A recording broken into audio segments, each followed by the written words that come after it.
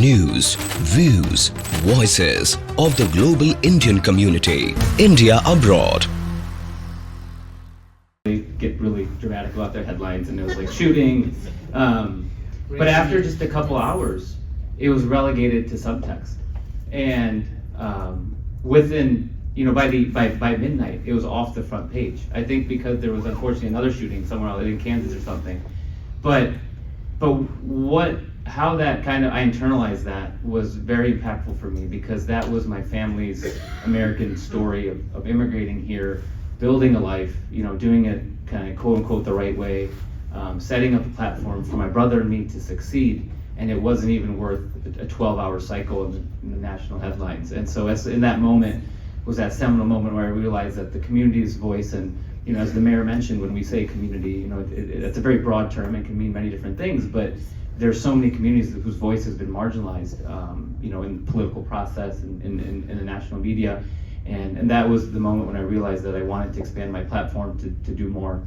And so finished that up, moved to Michigan, and the rest is kind of history from there. But yes, excited with where we're going now, and I guess full circle in my second term now in the Michigan House. Our party, the Democratic Party, took a trifecta for the first time in 40 years. And so one of my first orders of business was to pass common sense gun reform, which is the reason that I ran for office in the first place. And so it was nice to see that full circle moment. But again, thank you for having me.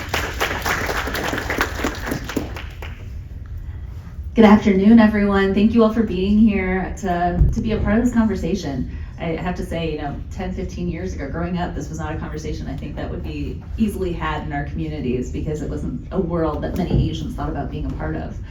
I have to say, I never planned to be a part of the political spectrum in this way, or running for office. Honestly, one of my friends always jokes with me that the reason I ran for office is because I never wanted to pay off my medical school bills. But in reality, it was really being a part of the medical field that made me realize that I needed to be at the table. I went into medicine wanting to help really my community, which was a very indigent community in northwestern Iowa, where I grew up. Many of you may have heard of Steve King, who was ranked as one of the most conservative people that has ever served in Congress, and he was there for 16 years. I grew up in Steve King country. And it was a district that people were suffering from many different issues. They were suffering from lack of mental health resources. We still are dead last in the country when it comes to per capita mental health resources. They're struggling from not having access to even basic forms of care, because we've done so many things that have shuttered clinics and hospitals in those areas. We are a state that just passed an abortion ban last year that is currently on injunction in the courts, and we're waiting for the Supreme Court to come out with their decision in June. It was in the face of all of this that I realized, when I have a patient come and see me in the clinic, what good am I if I can't get them the care they need and they're telling me about suicidal ideation? If they can't afford food for their families that night, and I'm sitting here telling them, oh, your blood pressure's a little high, what does that matter? So it was really about trying to change the systems in which we all function.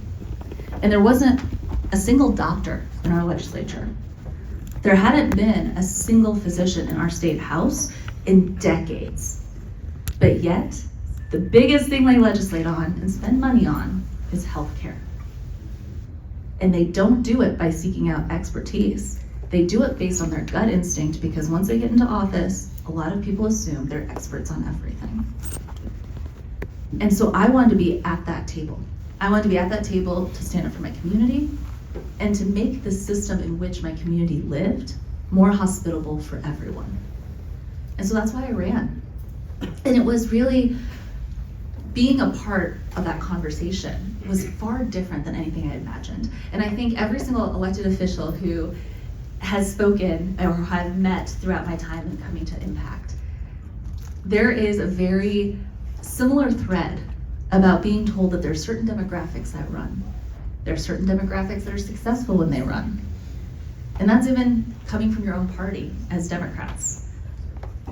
And we prove them wrong. We prove them wrong time and time again. And so don't ever let that ideal demographic be the reason you don't run.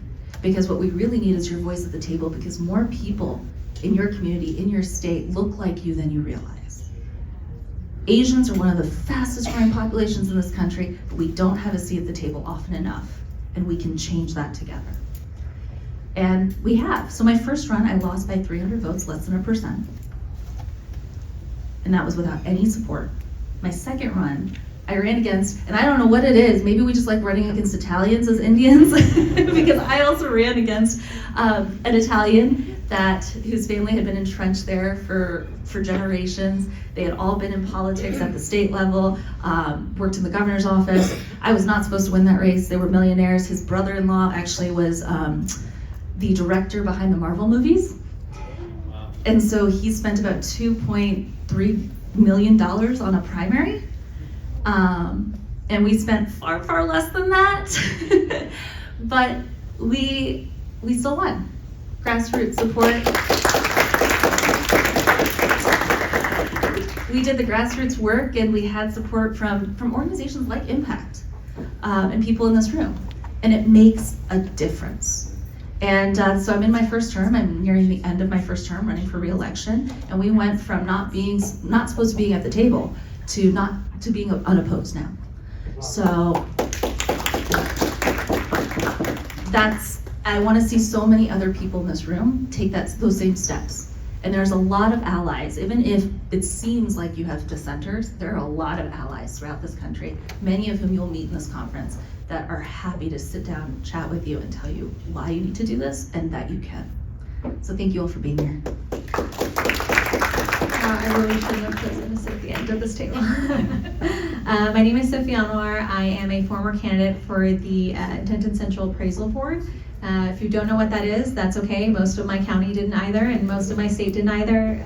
It's a newly created elected position, and it's about the most exciting thing that you'll ever care about: property taxes. And I think my story is a little bit different in that I always wanted to run, and I'm not afraid to say that. I always wanted to run because I've always worked in government. And every time that I applied for every single job in government, whether it was to the White House, whether it was work for a state rep, whether it was for a member of Congress, every time I applied, people who knew me my whole life, best friends of mine, would say, I don't think it just works like that. Like, I don't think you can just apply for these positions. And I did, and then I held those positions. And the thing that I found when I held those positions is that they're just a bunch of other people, just like me, just like you, running this country. And what I learned is there are people who are doing things, and maybe they're doing them better than I am right now. But it's not because they're subject matter experts or that they have some degree that's better than mine. They've simply been doing it longer. That's it.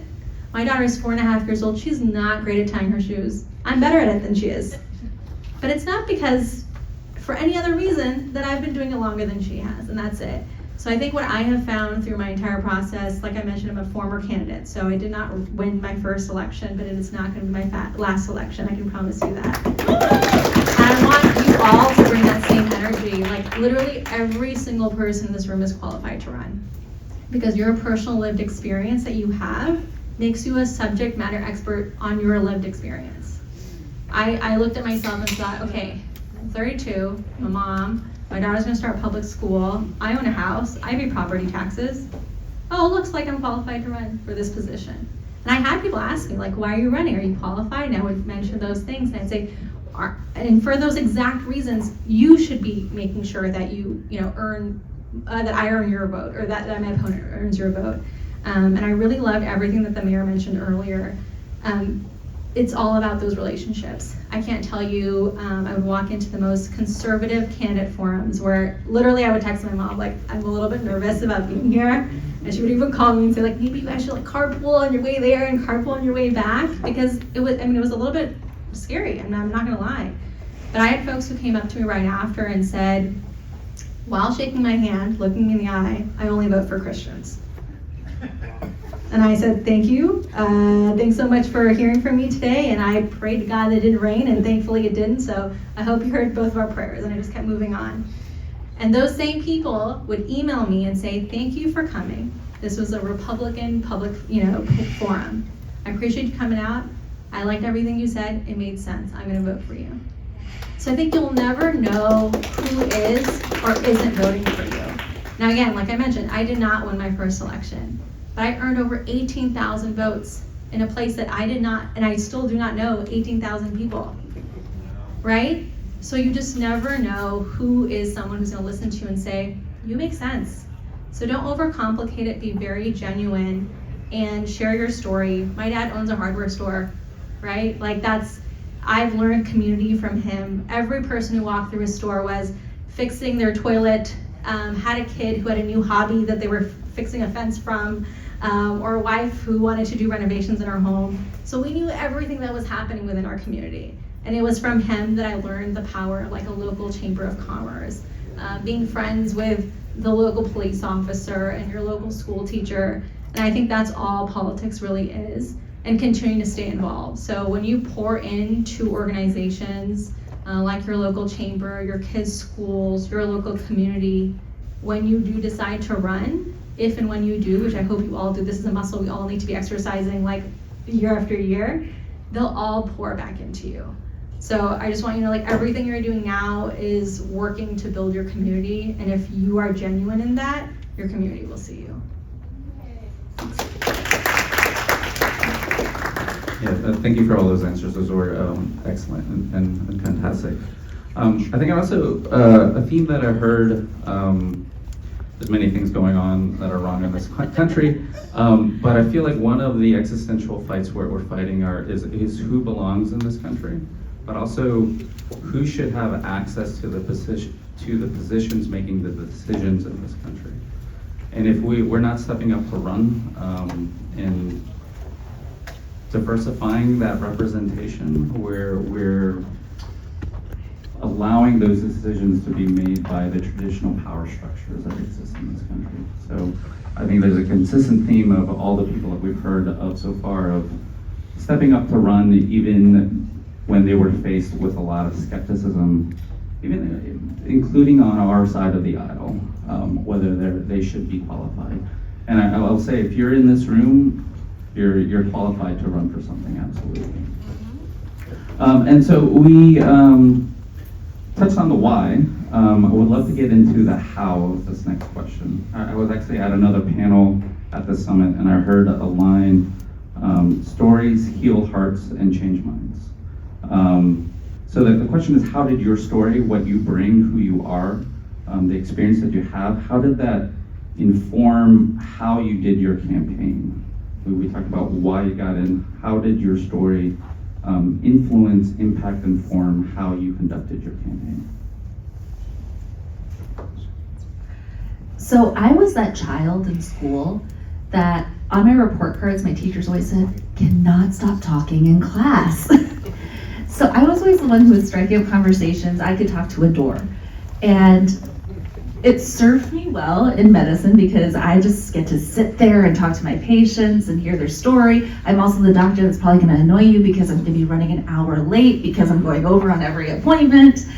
But that worked well for me when I was running for office, because now I just got to go knock on doors, learn about people in my community, many of whom, some of them have been my teachers, some of them I've gone to school with growing up and I just haven't seen them in a long time. Some of them knew my parents, and they're like, hold on, Srinivas, there's not many people that look like you around here. You've got to be related. And it was just getting to meet everybody and hear what mattered to them. And that was just so much fun to me. I got to learn so much about people who I have known for years that I had no idea they were facing issues or what their values were that aligned with mine. And it was really that door knocking that pushed us over, because when we got outspent 10-1, it's those personal connections that you make with individuals that make them realize who they want to vote for, even if you're not the one that's flooding the airways because you don't have that money. It's the people that they build that relationship with, as the mayor mentioned. It's all about that feeling like you can be heard. And it was being able to do that really enabled me to run for office. Yeah, I think absolutely. I think nothing replaces like ground game, and I think there's always going to be a party or a person who can outspend you, but they're not going to outwork you. And I think knowing that you have to be the hardest worker for your run. I think that's a lot of times, I think folks don't necessarily realize that, and they're hoping that like the team will carry them. The team is not gonna carry you. You have to set the pace for your team. And you know, that family support that the mayor was mentioning too, like, I mean, I had my parents at like separate polling locations greeting folks, and my county is really silly in that early voting, you can vote anywhere, but on election day, you can only vote at your polling location, which means people were coming to the wrong one. And then I would say, hi, there's another woman who looks a little bit older than me, who's wearing the same shirt, you'll meet her. And I mean, my mom would send me selfies saying like, here's a woman who came to vote for you. And then she, you know, so I think just making sure that you have your team to vote, run, but I think like really tangible advice. I mean, I feel like this is really nice and it feels good, but tangible advice I would say is find people who've run before and ask them what their experience was. Like, I mean, literally sit there, pen and paper, and be like, tell me what your experience was like. If you're willing and able to share, tell me some things that worked for you and didn't, and who can I talk to? I think you have to make those outreaches early, and then understand yourself what your why is too. Like, make sure you know, because people want to know why you want to run. And again, if you're not genuine, they're not going to want to support you. And I think when people see that, I mean, it's wild to see people who will donate their time and effort to door knock with you, and you have never met them before in your life. Like, I had one volunteer named Alan. I mean, God bless this man. He was 60 years old every Saturday from like 9 a.m. to like 1, because I was like, I have to run. Like, my daughter was gonna wake up from her nap. I mean, he would door knock with me, and we were such a good team. Like, I mean, we had a good pace going. And I would ask him all the time, like, I mean, I'm so grateful, clearly, but like, why are you doing this? You know, like, I'm just baffled. Like, I don't know you, you don't know me. And he's like, I just think you got it. You know, and so it's like, you have to be genuine, you have to build those connections, and then follow up.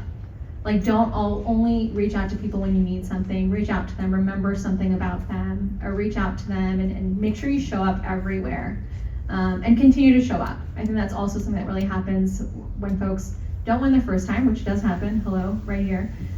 You have to continue to keep showing up. So if you do decide to run that second time, people are like, yes, this person is not just here to run. They're here to build community, and they've been sticking around to build community. So make sure you invest. Again, you have to invest, and the more you pour out, all those different, you know, streams will pour back into you. Thank you. You know, running for office wasn't in the plan for me. I was a good Desi boy and got my MBA and was working in finance. Or I think I'm a good boy. My mom still reminds me I'm not a doctor like Megan and my brother. But you know, going to business school, I ended up approaching my campaign with kind of the framework that I learned in the corporate sector, and really kind of turned it into a business case. And you know, I envisioned kind of the representation that I envisioned for that district was kind of brought forth into the plan of re-envisioning how we do things. And so there was a whole host of things that we did that just was contrary to how my predecessors and the institution, broadly speaking, had approached those things. And so we were routinely told, hey, are you sure you want to do this? But I live in a district that's actually the most rapidly diversifying district in the state of Michigan, made up largely of immigrant communities from all over the world. And there were dozens of conversations that we had in our campaign where we would talk to people that said, we have lived here for decades, and this is the first time we've ever received outreach from a candidate or an elected official. And that was kind of the anecdotal evidence we needed to know that we were doing what we were setting out to do. You know, and kind of fast forward, we ended up bringing thousands of new voters that helped up and down the ballot, and helped our party kind of, again, just make inroads in communities that have not been done before. And so a lot of that was kind of trusting our gut, because you know, when you decide to run for office, there's a number of great organizations out there, Run for Something included, and there's a couple others, but largely the trainings are made for Tom, Bob, and Harry. And there's not a lot for people named Ranjeev. And it was very important for me to run on my ethnic name, and I bring that up because the consultants were like, hey, you need to shorten your name. It needs to be, you know, a little bit more electable. You know, and so there's not a blueprint of people you can call around the country at many locals, at any level of government, to say, hey, how do you do this? And so it's been extremely important to me to continue to partner with organizations and other elected officials and candidates to provide a platform for communities that have been marginalized to be able to succeed. And so I think it's just really important to trust your gut. No one is going to understand your situation as much as you, because you are putting the most time and effort into kind of holistically looking at all factors of what's going to go into the decisions you make on the campaign trail. And so everyone here is qualified to run. Everyone here is going to be a great candidate, and no one out there is going to care about your individual success as much as you are. And so trust your gut, and you're able to do this. Thank you for all those answers. We're running short on time, so I'm going to get to one final question. But I do want to, the theme that I've heard kind of through every answer is the importance of centering community and using your community and lifting up the community. And so the final question, what advice do you have for someone who is considering running for something? I feel like you have potentially a whole audience full of those. I guess I'm number one to start. If you're not already part of your community, go do that. Go do that. Before you start, before the whole I want to run for something, go be part of your community. Your city, your town, your county has so many commissions and boards that are not exciting. So many. And I say that because truly, they're not exciting. And they're not meant to be. They're meant to be procedural. You're meant to go do the work. And what you do is you learn. You learn about the inner workings of your city. Go reach out to your mayor. I mean, I know I'm not like the average person when I do this. I've moved around a bunch. My husband's in medicine. Yes, I married someone in medicine. I'm not a doctor myself, but my mom says it's okay because I married someone who is. But every time I moved somewhere, you know what I did? I reached out to my mayor. They work for me. And I said, hi, I'd reach out to their secretary or their assistant and said, I'd like to meet with the mayor. And I would schedule time to go down to town hall. And I would say, hi, I'm new here. What does the city have for me? No joke. And you should all be doing that. Like literally go make appointments to do that. And I would say, hi, I have a daughter. She's 4.5. Tell me about your libraries. What programs do you have that are free, aka my tax dollars pay for them, that my family should be accessing? There's so many resources that cities, states, federal government gives, but a lot of people don't know about them, right? I mean, I know that. I've been pushing a lot of federal funds and hi, there's resources. No one's checking those out. That's okay.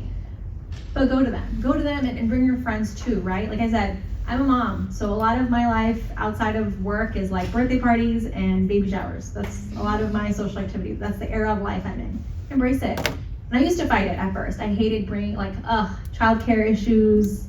I don't live near my family, so it's like me and my husband to deal with all of it. And then I stopped fighting it. I would just bring her all my stuff with a coloring book. You know what happened?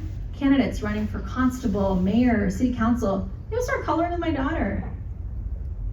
Because we're all just people running for these things. So please be involved in your community. Like I said, there's commissions and boards that you can go. Start attending city council meetings, school board meetings. You don't have to be at every one, but just start showing up. You'll notice that there's like the same 10 people at every single one of them. Go introduce yourself.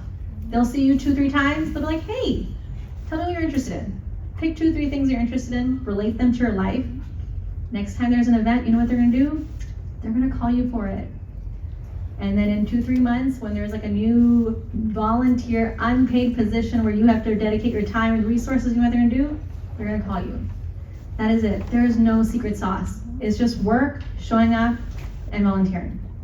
If you do that, then you can go run for office. That is the only prerequisite in my opinion. On that, when you were talking about the coloring book, young lady had a couple of kids. What they did was the kids draw the yard signs. A whole bunch of kids made the yard signs and she won, which is amazing. All the kids got involved and it made the yard signs and it made a big impact.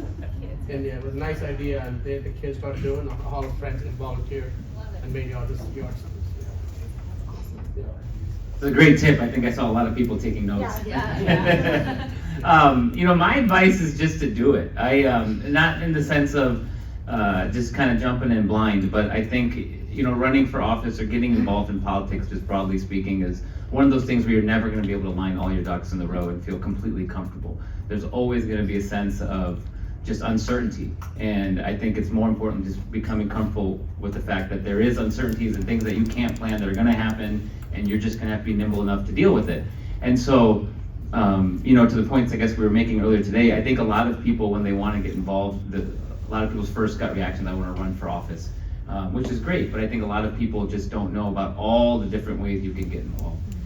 Equally important to running for office, we have a severe deficit of qualified staff and campaign side staff and support on that side. And then, every municipality has so many positions that are either appointed or go vacant. And it's really starting to just kind of research your individual situation and start building those relationships. I think that's one thing that we've talked about today. But as you start going to a lot of the meetings out there, your local Dem clubs or public service organizations, that respectfully exist, you will start seeing the same group of people and a lot of overlap, and you'll start quickly recognizing, what are the relationships that matter.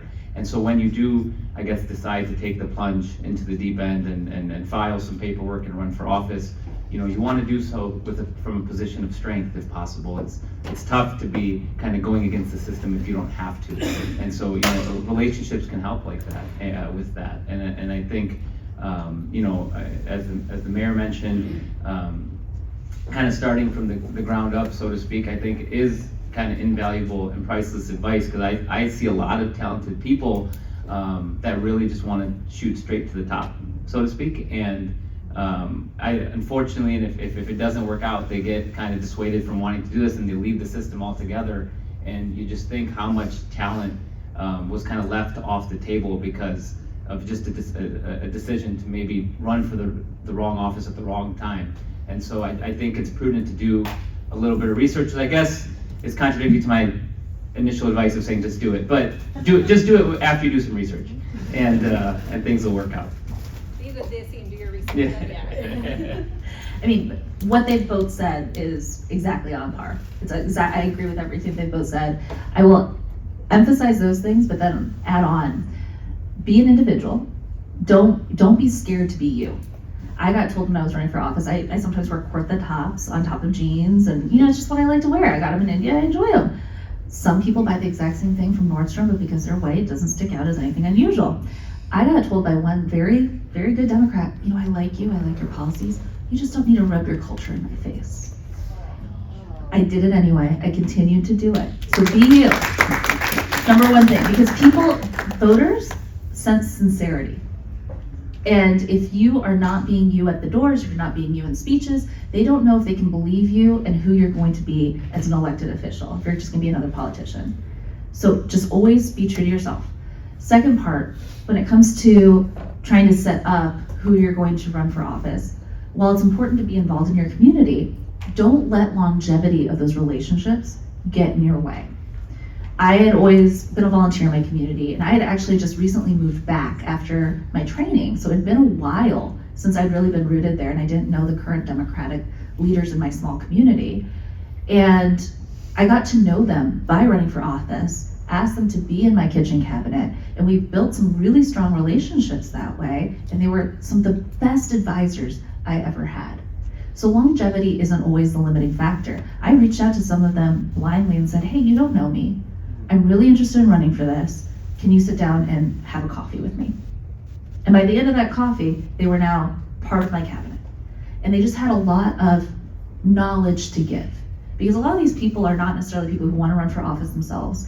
They are not people who have worked necessarily in politics, but they've been longtime volunteers. They write postcards. They know how to help turn out the vote. They know how to poll watch. They have all that knowledge that is so valuable, but often overlooked by the overall elective scheme of leaders. And so those are the people to reach out to, gain their knowledge, get them on your side, and have them be early supporters who then tell you, hey, you really need to go talk to this person because they control the whole senior citizen vote. Just go play cards with him one day, right? They have that inside knowledge. And so that's who you want on your kitchen cabinet as well. And the third thing is never overlook a potential voter because of who they are registered to support in the past. One of the biggest issues with our current political system, and especially with the party structure, is we often try to appeal to the same voting base over and over again. And you have what we call Dem scores if you're in the Democratic Party and vote building, and you're always told only knock down to this certain Dem score. I knocked every door. Independents, Republicans, and on every door. And there were times that well, not just sometimes, actually a lot of times, where there was a Trump sign and a Megan sign right next to each other. And that's because they just don't want to be ignored. They just want to feel like somebody's talking to them at the local level, cares about their issues. So don't rule out those people who you think, oh, they support the other side, or, oh, they aren't typical voters. Reach out to them and figure out what it is that you connect on, and you can often still get them to be your supporter. Very awesome answers. High quality answers. I would recommend, if you're interested in running for office, Emily, speak to our panelists after this. And also you can go to wherecanirun.org, put in your address, and it'll spit out all the offices that you're eligible to run for based on your address. So just a plug, I'll run for something a little bit. But we're at time. I want to thank our panelists, wonderful panelists. And I'll pass it back to Arish. Please run for something. Thank you, Paul. Thank you, Ranjeev, Megan, Sophia. Round of applause, everyone.